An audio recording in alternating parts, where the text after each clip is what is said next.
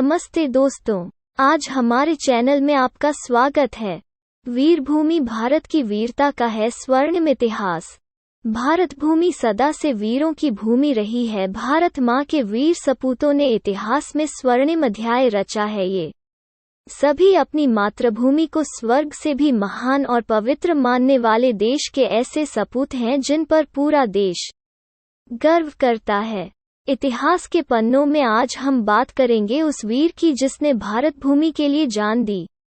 इतिहास के पन्नों में टीपू सुल्तान के नाम पर भले ही विवाद चल रहा हो, लेकिन इस बात से इनकार नहीं किया जा सकता है कि इतिहास के पन्नों से टीपू सुल्तान का नाम मिटा पाना असंभव है। 20 नवंबर 1750 में कर्नाटक के देवनहल्ली में जन्मे टीपू का पूरा नाम सुल्तान फतेह अली खान शाहाब था। उनके पिता का नाम हैदर अली और मां का फकरुन्निसा था। उनके पिता मैसूर साम्राज्य के एक सैनिक थे, लेकिन अपनी ताकत के बल पर वो 1761 में मैसूर के शासक बने। टीपू सुल्तान को इतिहास न केवल एक योग्य शासक और योद्धा के तौर पर देखता है, बल्कि वो विद्वान भी था। उनकी वीरता से प्रभावित होकर उनके पिता हैदर अली ने ही उन्हें शेर मैसूर के खिताब से नवाजा था। टीपू सुल्तान से जुड़ी कुछ खास बातें। टीपू सुल्तान को दुनिया का पहला मिसाइल मैन माना जाता है। बीबीसी की एक खबर के मुताबिक लंदन के मशहूर साइंस म्यूजियम में टीपू सुल्तान के रॉकेट रखे हुए हैं। इन रॉकेटों को 18वीं सदी के अंत में अंग्रेज अपने साथ लेते गए थे। टीपू द्वारा कई युद्धों में हारने के बाद एवं निजाम ने अंग्रेजों से संधि कर ली थी। ऐसी स्थिति में टीपू ने भी अंग्रेजों से संधि का प्रस्ताव दिया। वैसे अंग्रेजों को भी टीपू की शक्ति का एहसास हो चुका था, इसलिए छिपे मन से वे भी संधि चाहते थे।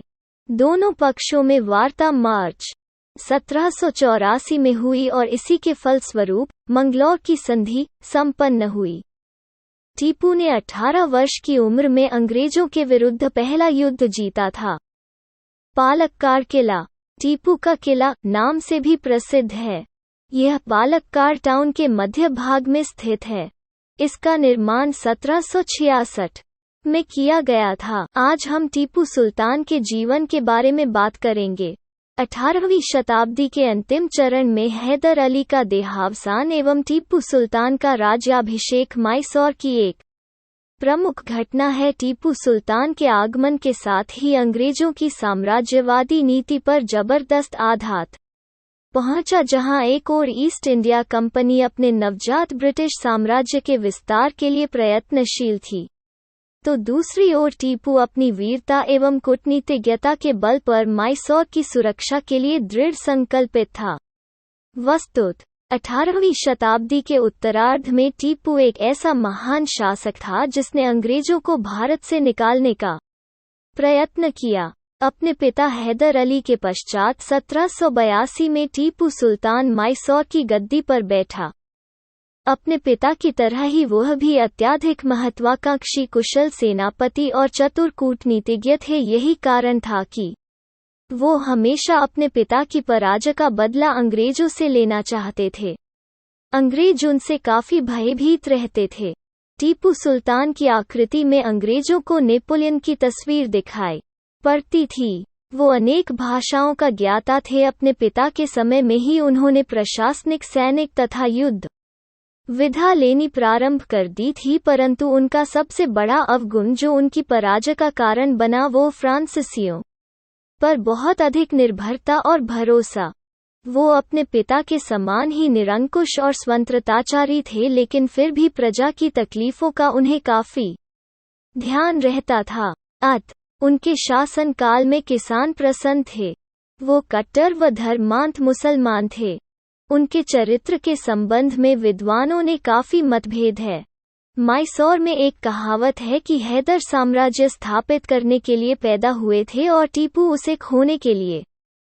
कुछ ऐसे भी विद्वान हैं जिन्होंने टीपू सुल्तान के चरित्र की काफी प्रशंसा की है। तृतीय मैसूर युद्ध मंगलों की संधि से भी अंग्रेजों और मैसूर युद्ध समाप्त नहीं हो पाया। दोनों पक्ष इस संधि को चिरस्थायी नहीं मानते थे। 1786 ई में लॉर्ड कॉर्नवालिस भारत का गवर्नर जनरल बना।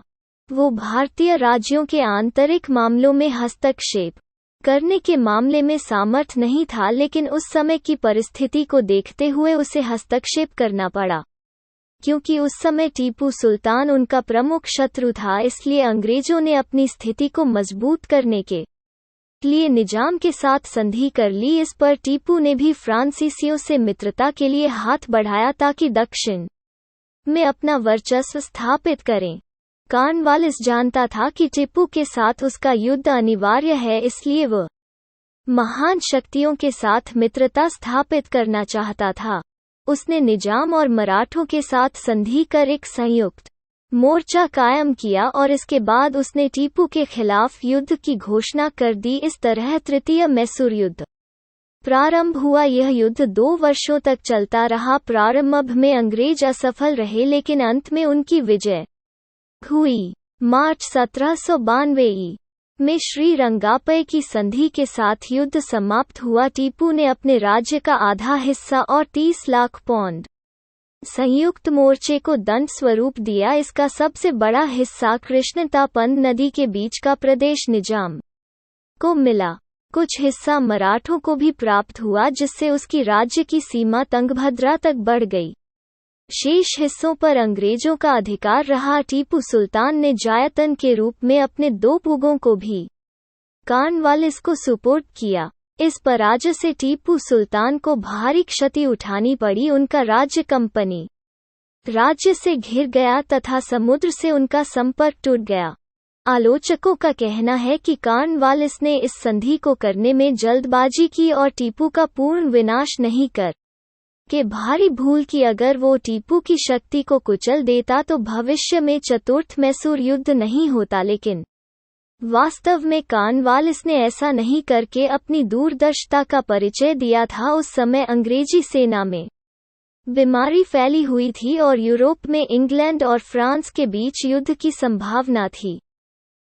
चतुर्थ अंग्रेज मैसूर युद्ध। टीपू सुल्तान रंगापट्टी की अपमानजनक संधि से काफी दुखी थे और अपनी बदनामी के कारण वो अंग्रेजों को पराजित कर दूर करना चाहते थे।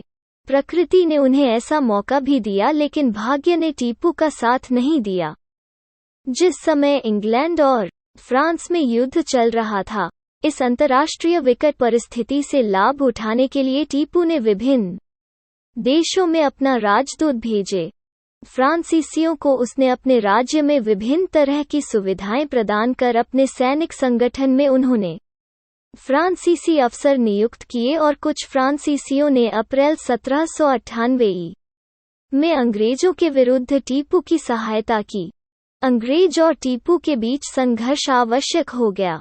इसी समय लॉर्ड वेलेस्ली बंगाल का गवर्नर जनरल नियुक्त किया गया था। उन्होंने टीपू की शक्ति को कुचलने का निश्चय किया। टीपू के विरुद्ध उसने निजाम और मराठों के साथ गठबंधन करने की चेष्टा की। निजाम को मिलाने में वो सफल हुए, लेकिन मराठों ने कोई स्पष्ट उत्तर नहीं दिया। 1798 में निजाम के साथ वेलेस्ली ने सहायक संधि की और यह घोषणा कर दी, जीते हुए प्रदेशों में कुछ हिस्सा मराठों को भी दिया जाएगा।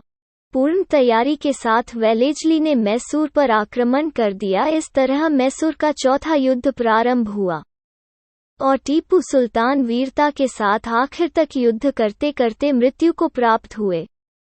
मैसूर पर अंग्रेजों का अधिकार हो गया। इस प्रकार 33 वर्ष पूर्व मैसूर में जिस मुस्लिम शक्ति का उदय हुआ था, सिर्फ उसका अंत ही नहीं हुआ, बल्कि अंग्रेज मैसूर युद्ध का नाटक ही समाप्त हो गया।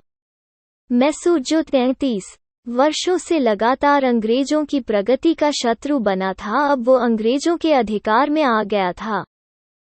अंग्रेज और निजाम ने मिलकर मैसूर का बंटवारा कर लिया।